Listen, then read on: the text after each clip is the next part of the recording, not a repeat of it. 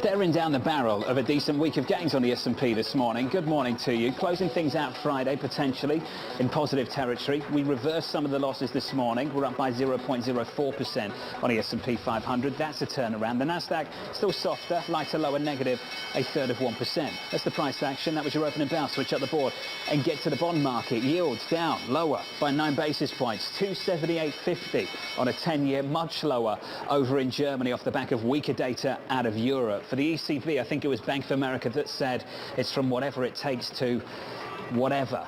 That's what it felt like yesterday. Euro dollar 101.86. We're down 0.4%. Crude, here we go, 95. We're down again by 0.9%, $95 and about 50 cents. 20 seconds in, let's get you some movers at the opening bell.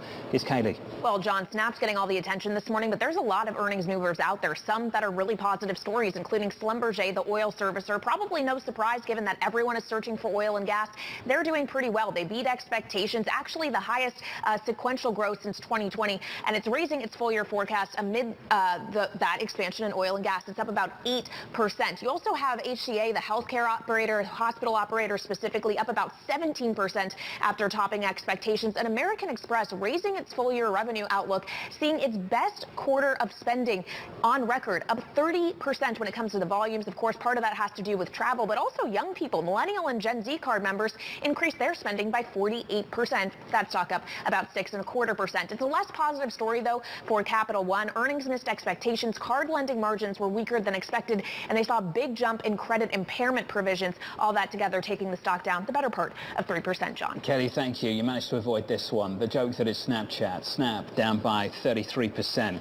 Disappointing results. I guess that's the understatement of the year. Raising concerns ahead of a huge week of tech earnings next week. Apple, Amazon, Microsoft, Alphabet, all on deck. Let's get to Ed and get back to him for more. Hey, Ed. Yeah, good morning, John. So they missed on the top line and suspended guidance for the current period. But what they said was on a year-on-year basis, revenue is essentially flat, which if you read across the sell-side notes and our Bloomberg intelligence analysis this morning, the inference is that things aren't going to get better anytime soon, given that there's that flat guidance. You look at other social media stocks being dragged down with it, apart from Twitter, which interestingly has kind of pared some of its pre-market loss. It too missed on the top line, but said beyond the macroeconomic headwinds, the advertising market, the uncertainty around Elon Musk's bid to buy the company also contributed to top line erosion. But holy mackerel, I mean, look at Snap down 34%. Going into this week, we started to get some buoyancy, some idea that we bottomed out on the Nasdaq 100, and that gave us momentum. But at the same time, there was a lot of reporting that showed big tech, much of which is due to report next week, is not immune to the macroeconomic headwinds that we're seeing across corporate America.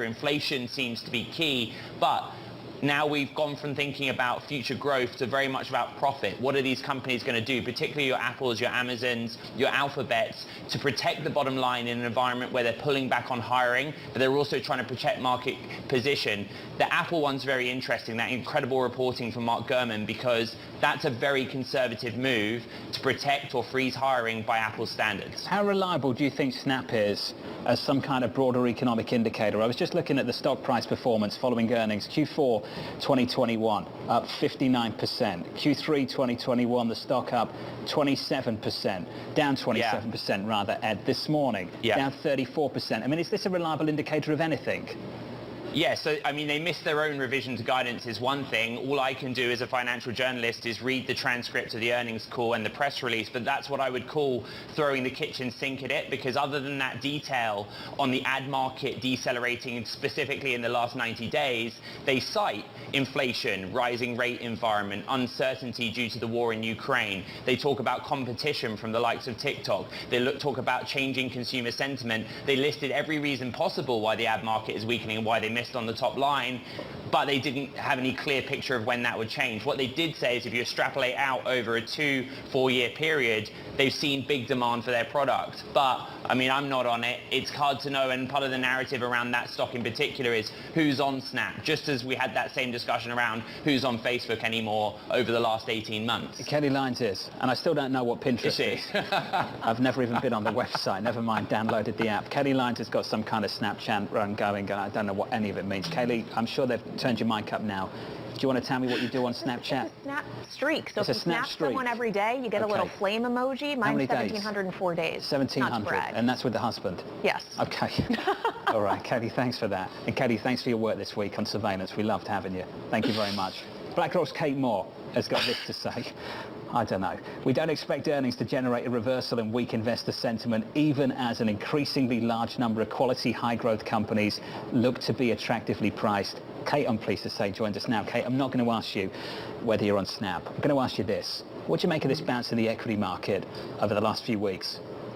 Yeah, so let me just say this. We still are at the very beginning parts of the earnings season, so we know that there's a lot of kind of sentiment work through as companies report and share their guidance and divine as much as they can the future. At this point, I would say the snap, I don't want to use the word snap, but the snap this week in equity markets has really been more of a reaction to incredibly bombed out sentiment. It's not, a reaction in the market that is built on a huge amount of participation or a huge amount of enthusiasm. I would just say that everyone had become so bearish. The economic data is very mixed, but not universally negative. And I think there was some room, particularly from some of the systematic players and things, for a little support in the market near term. That said, I think as you saw from that quote, we are not taking a huge amount of incremental risk right now in the equity market. Where do you think this leaves the Fed, Kate? I asked that question because the objective was to tighten financial conditions. What we've seen is a loosening of financial conditions, and I wonder if that easing of financial conditions in their eyes is an unwarranted one. Would you agree with that? Well, look, pre this last weakening of financial conditions, we had seen a much tighter environment. And I think that we thought, like a lot of the work of the Fed had been done by tightening financial conditions. At this point, we think the inflation and the broader economic data all suggest the Fed needs to really stay on track. We're in the 75 basis points camp. But we do expect by the end of this year, more of a signal, not necessarily forward guidance, but more of a signal that the Fed is going to take its foot off of the brake when it comes to raising interest rates. It's not the end of the world if we get to a significantly higher policy rate environment. We're just readjusting both in terms of valuations and expectations as we go into the back half of this year. And frankly, if the Fed had taken their foot off the brake sooner rather than later, given the kind of spicy inflation prints we've had more recently, that would be a little concerning for us. Well, Kate, this market seems to be playing a slower growth theme already. It's transitioned from the inflation story of the first half to a slower growth theme as we get into the second half. I see that in the bond market today with 10-year yields down and 2-year yields down more. Your 2-year down 10 basis points. You see it in break-evens, the inflation story rolling over. Do you think it's too early to move your allocation away from the inflation winners, the energy beneficiaries, over towards, say, the recession plays, the slower growth story? Yeah, it's a good question, John. Just one thing I want to kind of point out, and it's been on my mind a lot because we've seen this data come out from a lot of corporate surveys and, of course, the Richmond Fed Duke Fuqua survey, which came out at the end of June. There's this massive disconnect in sentiment for corporates between what they see as strength in their own business and the concerns they have for the U.S. economy. So this divergence that we've seen in terms of, hey, things are great on the ground with my business, we think we have some visibility, versus we're worried about broader cracks in the economy, may lead to kind of a slower growth environment sooner rather than later, as in companies may decide to pull back capital expenditure and investment or delay a little bit. We've certainly heard a lot of companies delay in terms of hiring plans. Some of that's smart. If we're in a slower growth environment, you want companies to batten down the hatches a little bit to streamline their businesses. That said, we're not seeing a significant pickup in CapEx investment, as you mentioned, kind of in the energy and resources space at this point. While some of these companies, early reporters, have indicated, slightly higher costs, whether it's on labor or other inputs, in general, we think the supply-demand balance in the commodity space, even with slightly slower growth, looks quite attractive. And we wouldn't be backing away at this point from some of our resource plays, which is a core part of our portfolio at this point. It's okay, you stick with the energy players, stateside specifically. Yeah, we like energy, and we continue to really like a bunch of the, resources in terms of industrial metals and kind of miners. And we think that the agricultural complex still has room to perform. How do you play the ag complex? Yeah, there's a lot of different ways to invest in the ag complex. I mean, I think I favor a more diversified approach where you look at seeds, fertilizers, crop protection, and agricultural equipment. I like that diversified basket so that you are playing all parts of the cycle, understanding that in different parts of the year and different parts of the growing season, some companies will have better performance than others. Okay, can you help me with your exposure to the consumer? There's been this talk about this rotation from goods to services. You've talked about it for a while. How do you want to play that theme? Yeah, I would say it's a little bit more nuanced, John, than when we first started talking about this rotation from goods to services. Because right now, we want to be more focused too on consumers that are less sensitive to rising input costs, which means that in addition to services, perhaps services and some goods that cater more towards higher end consumers and upper income cohorts. We've seen some of these stocks perform quite well. I expect we'll continue to see strong earnings from them in the second quarter and solid guidance. But some companies that are really focused on the low-end consumer or who are, playing in more commoditized markets, who don't have the ability to pass on higher prices, at least not now, we think will be a little bit more challenged. So it's a nuanced story within consumer. Some goods to the high end still look attractive, but in general, we like the services play. Okay, where does the telecom companies fit into that? Because AT&T, Kelly and I were talking about that this morning and yesterday, going through those numbers, to hear that a company is facing consumers that are putting off paying their bills, Kate, it's concerning. I just wonder where that leaves you. Yeah, it's an absolutely challenging and sort of troubling piece of data. And I think we'd want to hear from more companies across a variety of different industries that was the experience they're having with many consumers. But this is something that's definitely raising a flag.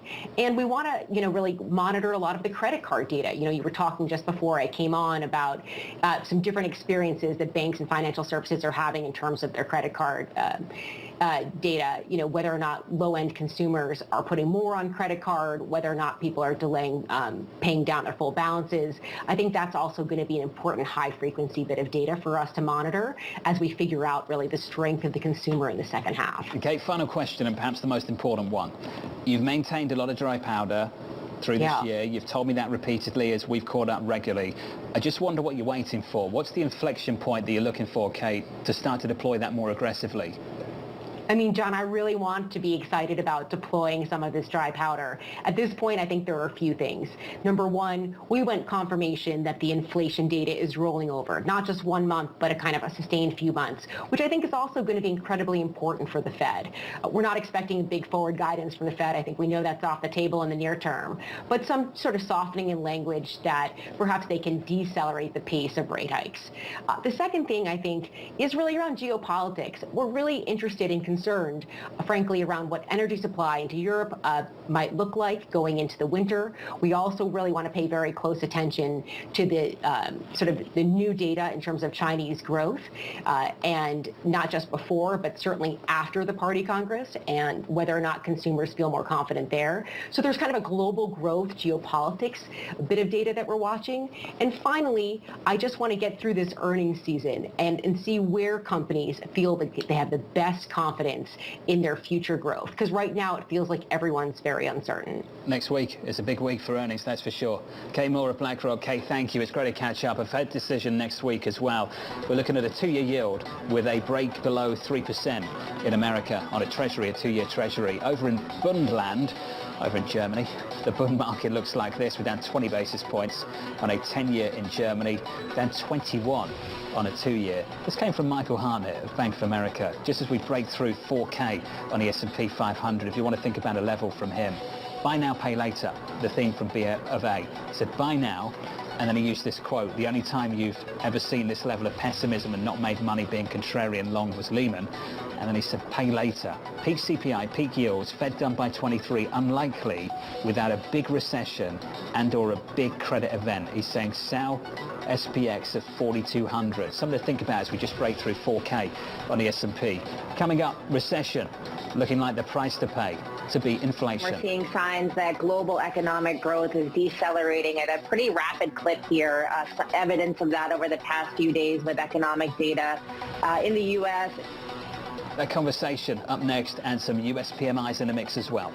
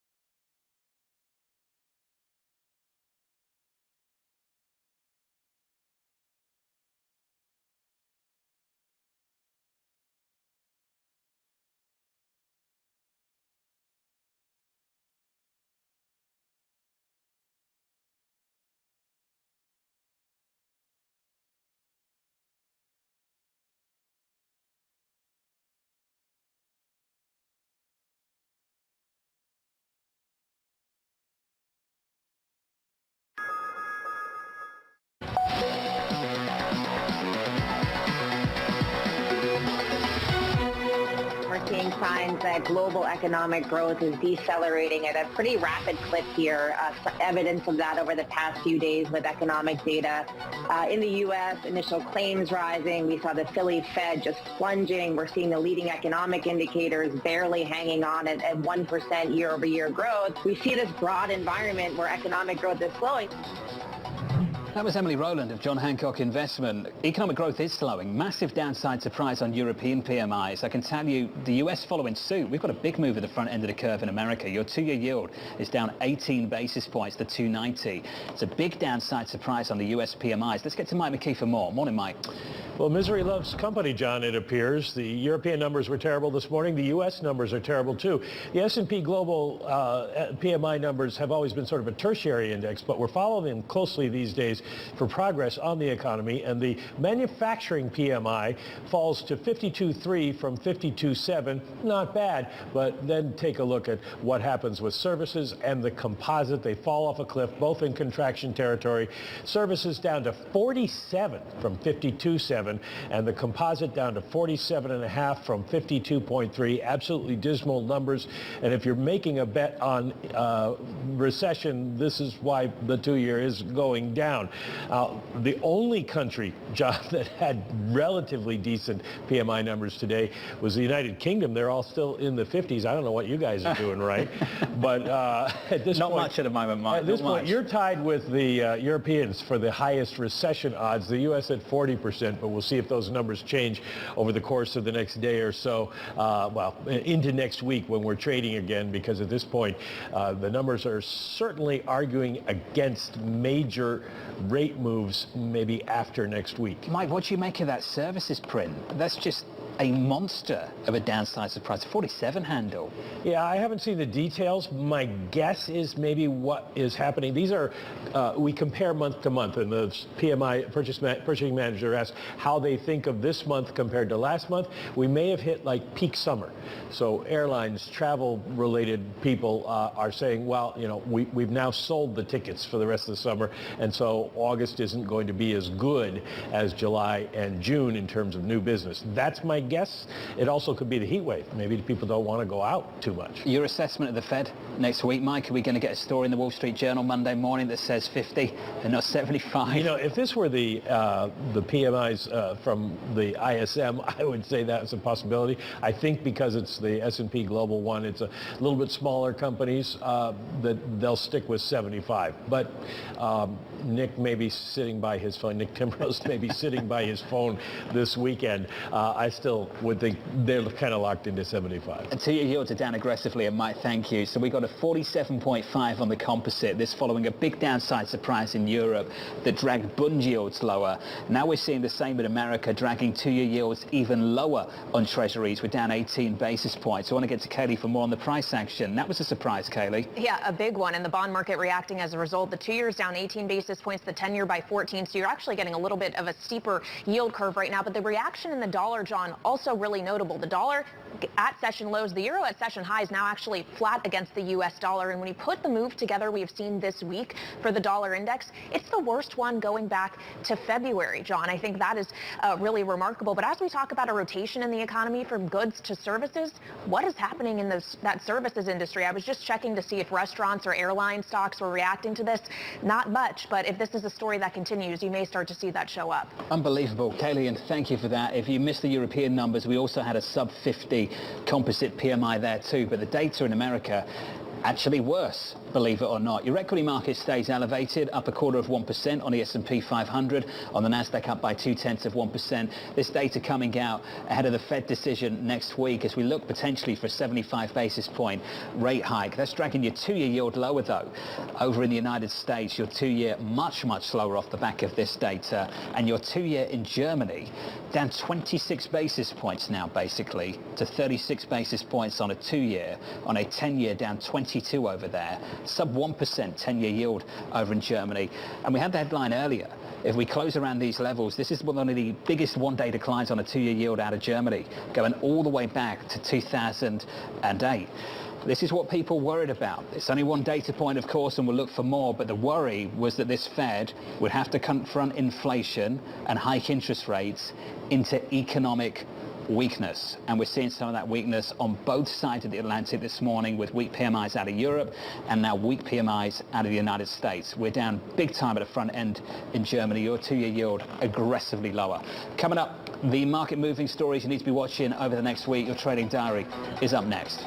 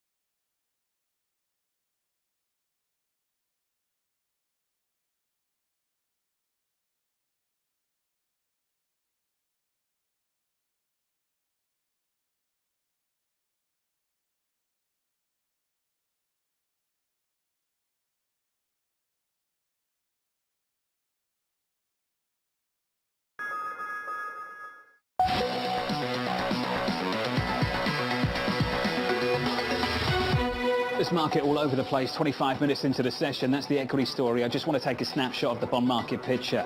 I did not expect to see that print on services PMI. Did not expect it to be that bad. The move at the front end there for all to see. We're down about 14 basis points on a two-year yield. That's the price action. Here's your trading diary. The White House press secretary speaking at 3 Eastern. Looking ahead to next week, tech earnings continue with Alphabet and Microsoft on Tuesday. The main event on Wednesday, a Fed rate decision and Chairman Powell news conference. GDP and initial jobless claims on Thursday, followed by more tech results with earnings from Apple and Amazon. Looking at your equity market right now, about 26 minutes in, we're just about negative on the S&P and we are lower by 0.4% on the Nasdaq. Big week ahead for earnings and the Federal Reserve. Looking forward to covering that with you. This was the countdown to the open for our audience worldwide. This is Bloomberg.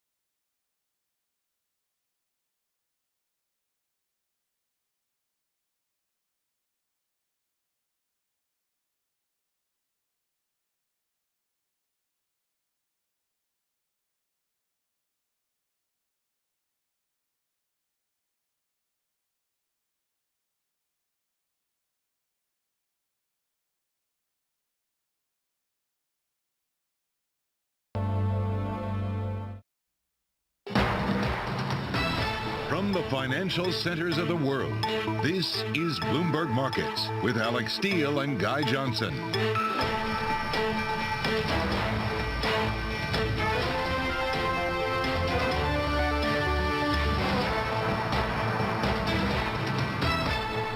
It is 30 minutes into the U.S. trading day on Friday, July 22nd. Here are the top market stories that we're following for you at this hour.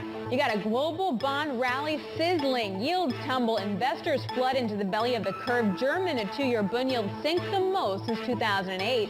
Why? Because you got some serious PMI pain. Activity in Europe slows to a crawl. Recession fears mount while business activity in the U.S. shrinks for the first time since 2020. The market rethinks central bank rate hikes.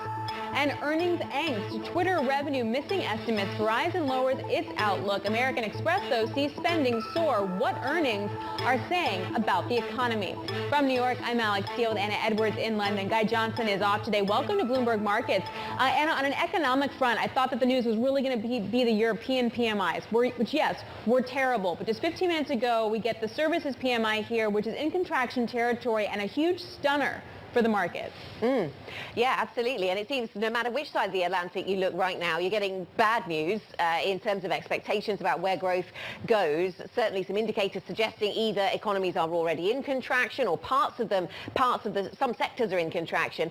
And how this is being interpreted by markets really interesting, Alex. Certainly here in Europe, the conversation has been, okay, so that's really bad, but does that mean that central banks don't hike as much? And that seems to be a continuation of some of the things we've been dealing with over the past week. Yeah, it feels like it's the bad news now good news scenario as we're kind of back to that at this point. So let's tie all of this together, which leads us to the question of the day, which is earnings plus economy equals, What are earnings telling us about the underlying economy? Let's break that all down with Bloomberg's Ed Ludlow in San Francisco and Bloomberg's Kriti Gupta in New York. Kriti, I thought we were going to be leading with Snap and Twitter, but I just want to get your take on what's going on with the PMIs. The services data here, that really underlying weakness. Is the bad news good news? Is that the theme for today? It is, I think, when you look at the bond market. When you look at the equity market, I think it's a little bit of a different story. But the bond market, you are already seeing some pretty crucial moves. And a lot of that really stemmed over in Europe when you saw that really weak German data in particular. The UK data still in expansionary territory, but a lot of that European sentiment is flooding into the United States now, which I think is interesting when you're looking at the bull case for treasuries, the idea that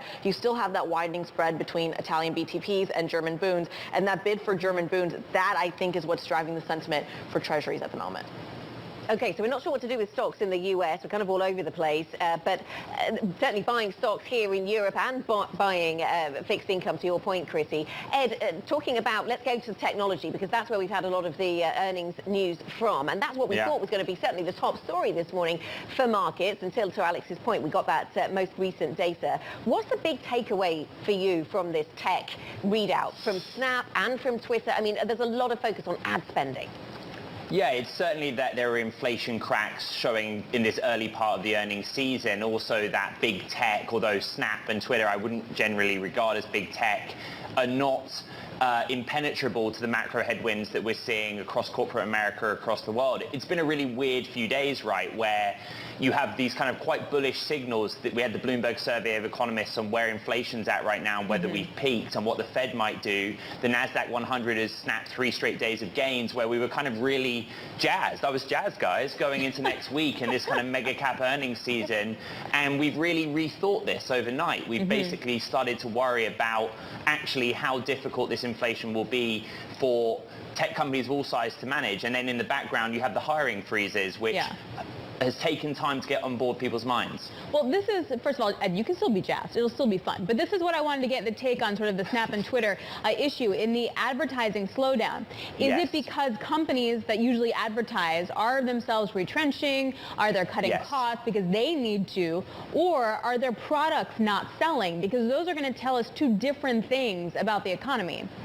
Yeah, it's interesting. I said to John Ferro at the Open that if you read Snap's earnings report, the transcript of the call, it's a very much a kitchen sink approach to what's happening. They say that in the last 90 days, there has been a pretty good, was their words, deceleration in the ad market, and they cite inflation, the higher rate environment, the war in Ukraine, but also competitive headwinds, right? And you have to remember that Snap is competing for eyeballs against TikTok, which seems to be doing increasingly well. well. Twitter, again, was very interesting because the consistency is the macroeconomics, right? Higher inflation, uncertainty, and advertisers have shown signs of pulling back through the first half of the year. The difference in Twitter's case, of course, and they put this in writing, is that there's uncertainty around Elon Musk's bid to buy the company. And of course, advertisers may be thinking again about putting dollars with them. Yeah, so that's a specific one to Twitter. More broadly, Chrissy, back to what the earnings have told us more broadly, I suppose, so not just in the tech space. We're getting a host of different factors being blamed. We've had the macro environment, and that links into ad spending, and that is relevant to the tech sector. We've also had some companies still talking about a shortage of parts. We've had some companies talking about the strength of the dollar. It is adding up to be quite a gloomy season, a gloomy earnings report in that sense. It really is. And I think it's almost a little bit of a sense of deja vu, because if you were covering the markets in 2020, which we all were, of course, one of the big, I think, standout pieces was that when you were looking at the tech trade, and bear with me here, not to give our audience a history lesson, but I think this is significant in terms of framing what we might see. In 2020, when you saw that tech trade, it wasn't a bundled tech trade. It was Apple, Microsoft outperforming, but the companies that had that ad revenue exposure, think Alphabet, think Meta, think Twitter, Snapchat, Pinterest, etc., they were underperforming that tech trade. I think that's really significant piece. And the idea was simply, in the face of uncertainty, do a lot of these businesses actually want to spend any advertising at all? Then fast forward to 2021, when that supply chain issue was a far, far bigger focus than perhaps a recession is right now. And once again, people were pulling back on advertising with a lot of the same names saying, well, if we can't actually get the products on our shelves, we really want to be advertising to consumers to begin with. So they were hitting that. Now you have a confluence of both factors here. The idea that you do have that recessionary kind of perspective, but you also have the supply chain issues. And on top of that, well, there isn't really that much to advertise to begin with in the face of a recession. This is pretty normal. So it brings back the point that when you look at the broader market, sure, you perhaps have a return of that tech trade, the return of the haven trade, but even within that, there are nuances here that, to some extent, there are parts of the tech market that we're just talking about, the social media names, that have that cyclical exposure, and that could end up becoming the Achilles heel of the entire market. And that's the cyclical part of tech, and then you have sort of the macro part, which is the dollar. Of course, yes, the Bloomberg Dollar Index is down by 0.4%, really dropping like a stone after we got those PMI numbers, but that's a headwind for big tech, most definitely. Morgan Stanley sees 8% downside for earnings because of that dollar.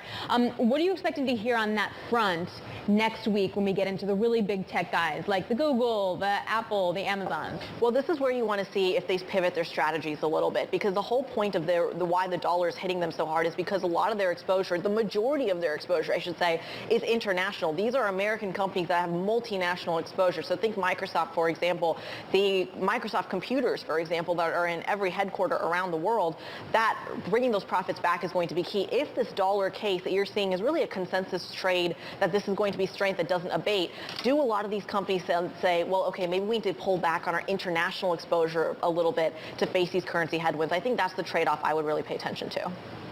And Ed, you were mentioning in passing the job losses, and this becoming a bigger and bigger theme as we watch big tech. And I suppose that it'll be a focus next week, won't it, when we move on to some bigger tech? Yes, certainly. I mean, Bloomberg's done a lot of reporting, particularly Apple, where there was a lot of focus on hiring being frozen. You know, these are companies with strong balance sheets. That's probably an understatement. And that move by Apple, which Bloomberg reported, was seen as somewhat conservative.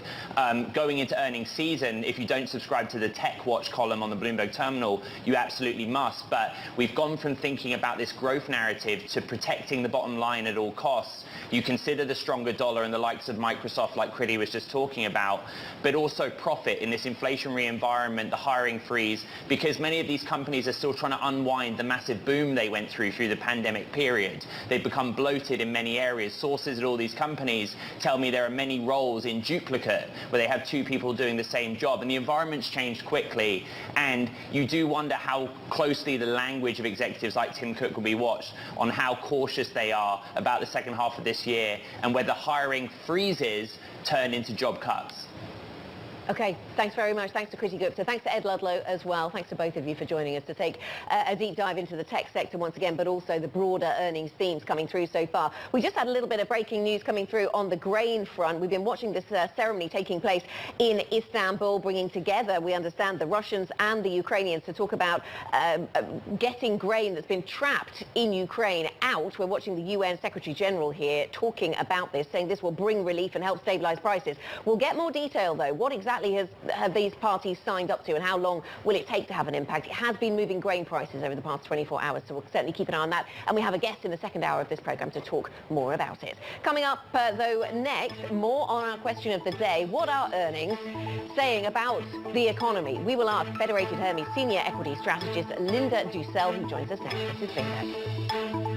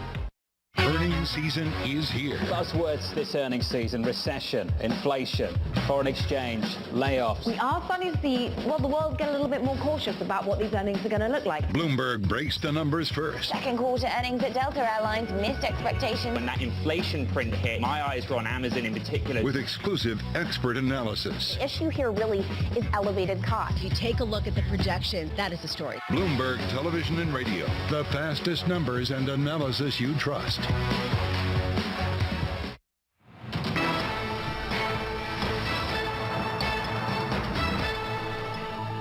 The alternative, to let your foot up off the brake before inflation has come down, let it settle at 4 and 5%, that's just a recipe for another recession down the road.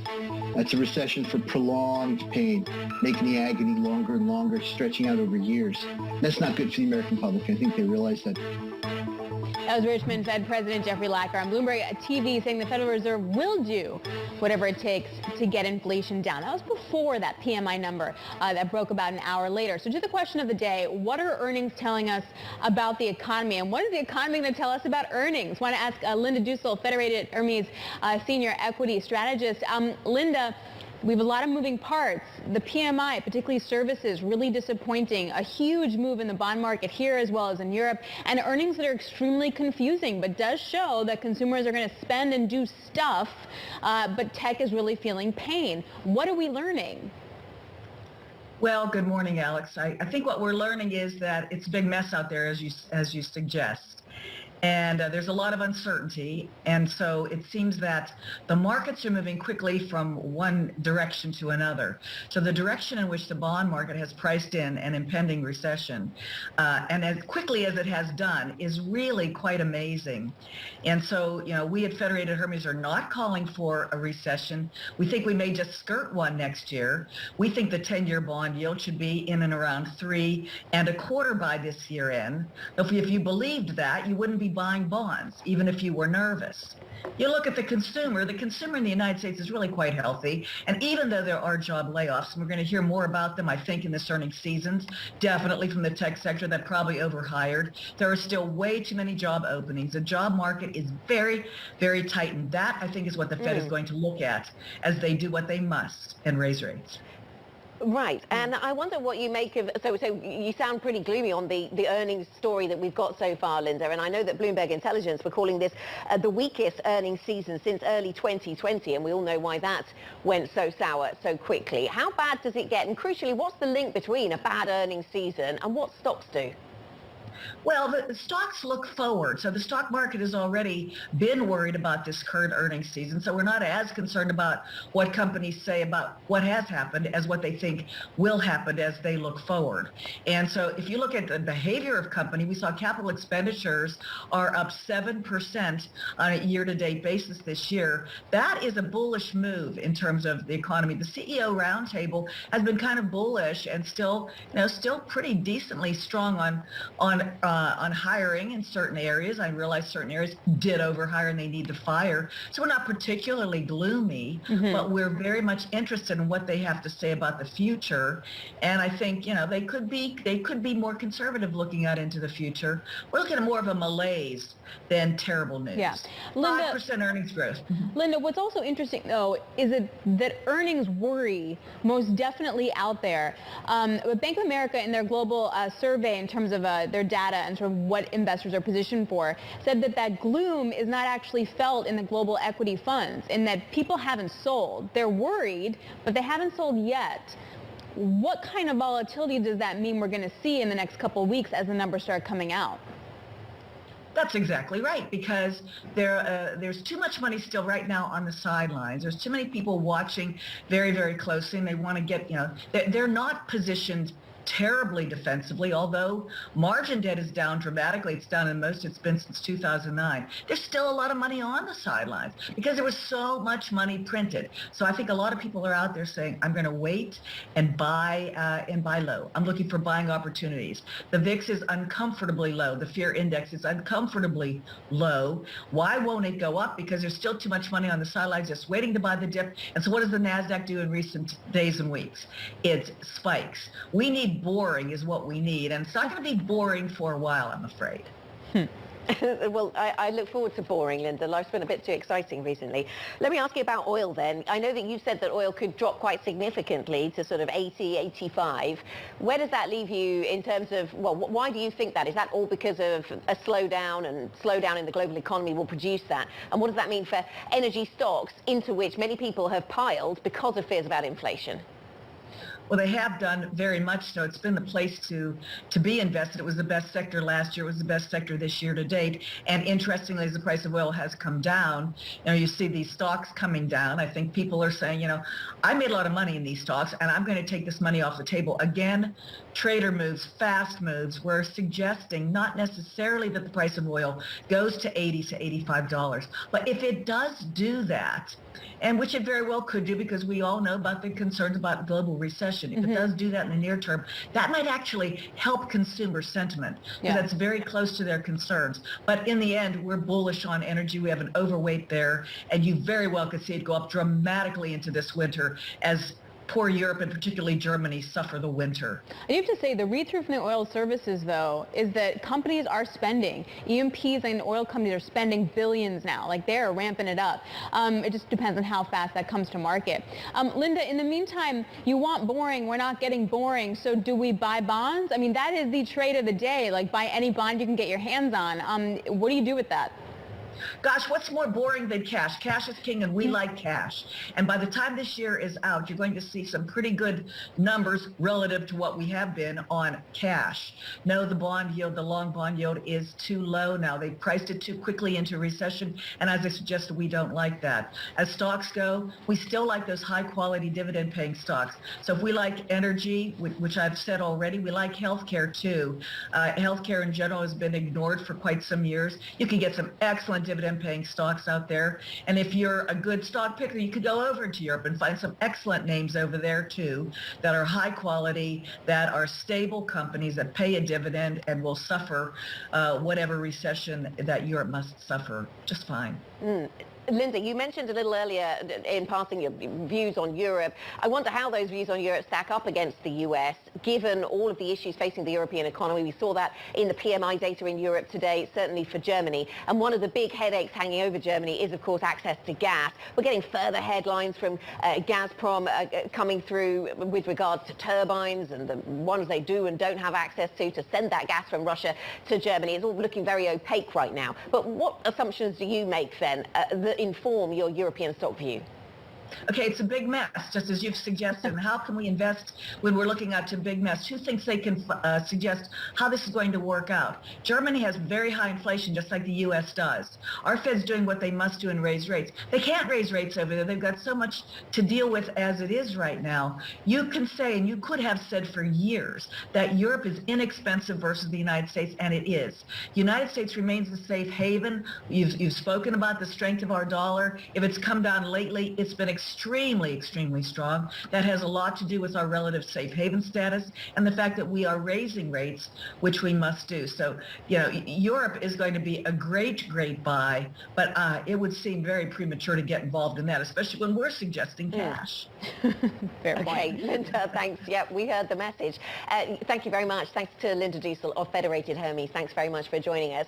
Let's go from Europe to China with the news flow, and we're just getting some in the last 10 minutes or so, got these red headlines across the Bloomberg about China Evergrande. Let's pull all these together. This is a real estate firm based in China, of course, and we're getting some news flow surrounding this company. It's a property company. It became the poster child for all of the troubles that the property industry was facing in China, which have since broadened. Well, they're talking about a new CEO. Their CEO has resigned. They've named a successor. They're also talking about appointing an internal controls consultant, so changing their risk management procedures, it seems. So late in the day on a Friday over in China, certainly, we're getting this news flow, so we'll certainly watch whether this has any impact on Evergrande or indeed on the broader property sector, which has broadened in its issues since the Evergrande crisis. We will certainly watch that on Monday. Seems like a long way off, right? Still ahead, one of the big names in ETS, Cathie Wood, is shutting down one of her funds. We got that news this week. She's not the only fund manager making tough choices about